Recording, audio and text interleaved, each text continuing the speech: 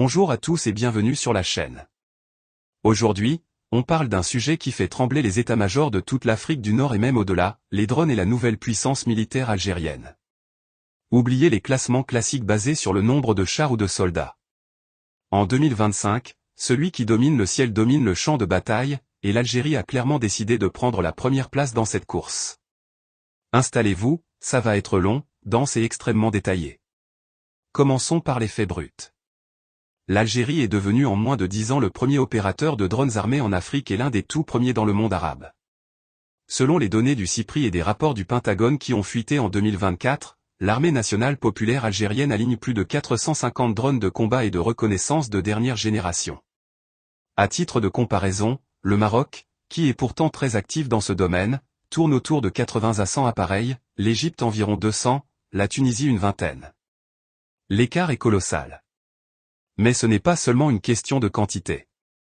C'est la qualité et surtout la diversité du parc qui impressionne. L'Algérie a réussi un exploit stratégique, elle n'est dépendante d'aucun fournisseur unique. Elle a su jouer la carte de la diversification comme personne. On retrouve dans son arsenal les drones chinois Wing Lung 2 et CH4 et CH5, les Emirati United 40, les Turcs Akinci, Aksingur et TB2 évidemment, mais aussi et c'est là que ça devient intéressant les drones iraniens Moaget S6 et surtout Shahed 129 et Shahed 149, les versions améliorées du fameux Shahed 136 qui terrorise l'Ukraine. Et depuis 2023, l'Algérie assemble elle-même sous licence des drones turcs et chinois sur son sol, notamment à Ain Arna près de Sétif et à Oran. Allons dans le détail des appareils les plus emblématiques. Le Wing Lung 2, c'est le best-seller chinois. Portée 4000 km, autonomie 32 heures, il peut emporter 480 kg de charge utile dont des missiles Blue Arrow 7 et des bombes guidées TL-20. L'Algérie en possède au minimum 48 exemplaires, certains équipés pour la guerre électronique. Le CH5 est encore plus gros, 20 mètres d'envergure, 60 heures d'autonomie, une tonne de charge utile. L'ANP en a reçu 24 en 2022 et 2023.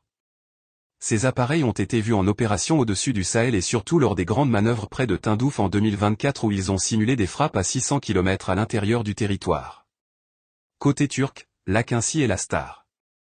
20 mètres d'envergure, 7500 kg au décollage, il emporte des missiles air-sol MAML, des bombes intelligentes Rocket 100 et même des missiles de croisière SOM de 250 km de portée.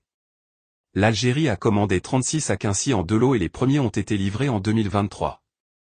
Les Aksingur, plus petits mais très endurants, sont utilisés pour la surveillance maritime et le long des frontières. Et bien sûr les TB2, plus de 100 exemplaires, qui servent à la fois pour la reconnaissance et les frappes légères. Mais le vrai game changé, c'est l'arrivée des drones iraniens de la famille Shahed. Le Shahed 129 est capable de voler 24 heures et d'emporter 4 missiles Sadid. Le Shahed 149, surnommé le Reaper iranien, est une bête, 21 mètres d'envergure, 35 heures d'autonomie, 500 kg d'armement dont des bombes Alma guidées par infrarouge. L'Algérie a reçu les premiers exemplaires en 2023 et, selon des sources militaires françaises, elle en produit maintenant sous licence dans une usine secrète près de Constantine. C'est une première mondiale, un pays hors Iran fabrique le Shahed 149. Et là, première pause, si vous voulez qu'on continue à décortiquer ce genre de sujet avec autant de détails, abonnez-vous maintenant et activez la cloche, parce qu'on va aller encore plus loin. Revenons à la stratégie. Pourquoi l'Algérie a-t-elle mis autant d'argent dans les drones? Parce qu'elle a tiré les leçons de tous les conflits récents. Nagorno-Karabakh 2020, Ukraine depuis 2022, Gaza, Yémen. Partout, les drones ont changé la donne. Un seul TB2 peut neutraliser un char à 8 millions de dollars avec un missile à 50 000 €. L'Algérie a vu que le Maroc misait sur des systèmes anti-aériens classiques et sur l'aviation pilotée avec les F-16 Block 72. Réponse algérienne, saturer l'espace aérien avec des centaines de drones à bas coût et des drones kamikazes. D'ailleurs, parlons des drones suicides. L'Algérie possède des centaines de Shahed 136 et de sa version améliorée, le Shahed 138, avec une portée de 2500 km. Des exercices en 2024 ont montré des essaims de 50 drones kamikazes lancés simultanément depuis le désert de Tamanrasset. Imaginez ce que ça donne sur une base aérienne ou une colonne blindée. Mais il n'y a pas que les drones offensifs. L'Algérie a aussi développé une capacité de renseignement absolument terrifiante. Le drone de reconnaissance stratégique Yabon United 40 des Émirats peut rester en l'air 120 heures consécutives et transmettre en temps réel des images haute définition. L'Algérie en a au moins 12. Ajoutez à cela les satellites militaires algériens lancés avec l'aide chinoise et russe et vous avez une capacité de surveillance permanente sur toute l'Afrique du Nord, le Sahel et même une partie de l'Europe du Sud. Et là, deuxième appel, si ce genre d'analyse militaire pointue vous plaît, abonnez-vous tout de suite, on est très peu à aller aussi loin dans le détail. Passons maintenant à l'organisation. Toute cette flotte est gérée par la Direction des systèmes aériens sans pilote, créée en 2018 et qui dépend directement de l'état-major. Elle dispose de 6 bases principales, Regan, Tindouf, Ouargla, Biskra, Ain Ousra et Boufarik. Chaque base a ses hangars blindés, ses pistes dédiées, ses centres de contrôle redondants. Et surtout, l'Algérie a investi massivement dans la formation. Plus de 3000 pilotes et techniciens formés en Chine, en Turquie, en Iran et même en Russie. Des promotions entières sortent chaque année de l'Académie militaire de Cherchel spécialisée dans les opérations de drones. Et l'argent dans tout ça? L'Algérie a dépensé entre 8 et 12 milliards de dollars en 10 ans uniquement sur les drones et leurs systèmes associés. C'est énorme, surtout quand on sait que le budget défense total tourne autour de 20 milliards par an ces dernières années grâce aux revenus gaziers. Mais c'est un choix stratégique, plutôt que d'acheter 50 avions de combat à 100 millions pièces, elle a préféré 500 drones à 10 millions en moyenne. Comparons maintenant avec les voisins. Le Maroc a misé sur les drones israéliens, Héron, Arfan, Vanderbay, Thunderbay et surtout les Harop Kamikaze. Très efficaces, mais en nombre limité. Le contrat avec Israël pour les drones et les systèmes de défense est estimé à 2 milliards de dollars. C'est sérieux, mais ça reste dans une autre catégorie. L'Égypte a les Wing Loom aussi, mais elle est focalisée sur le Sinaï et la Libye.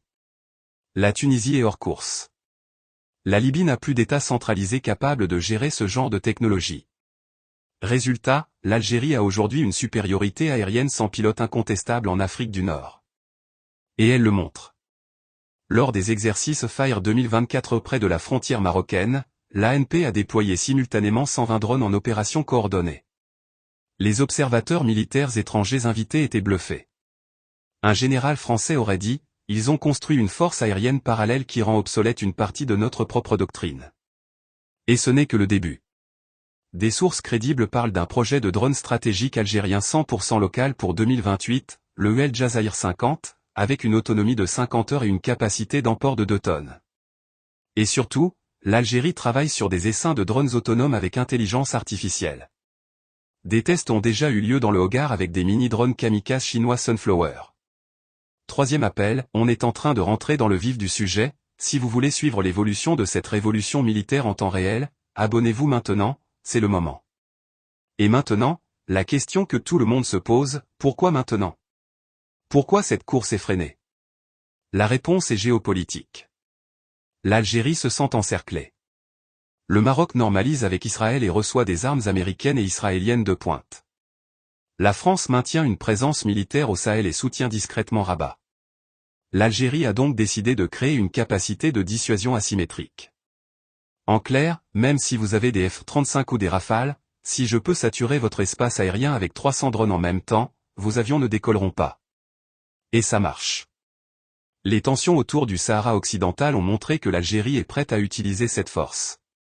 En novembre 2024, après un incident à la frontière, des drones algériens ont survolé pendant 72 heures la zone tampon sans que le Maroc puisse les intercepter. Message envoyé. Mais il y a aussi une dimension économique. L'Algérie veut devenir un hub régional pour la production de drones. Elle négocie déjà avec le Mali, le Niger et même l'Afrique du Sud pour des ventes ou des transferts de technologies. Et elle utilise ces drones pour protéger ses intérêts gaziers et pétroliers, notamment en Libye et au Sahel.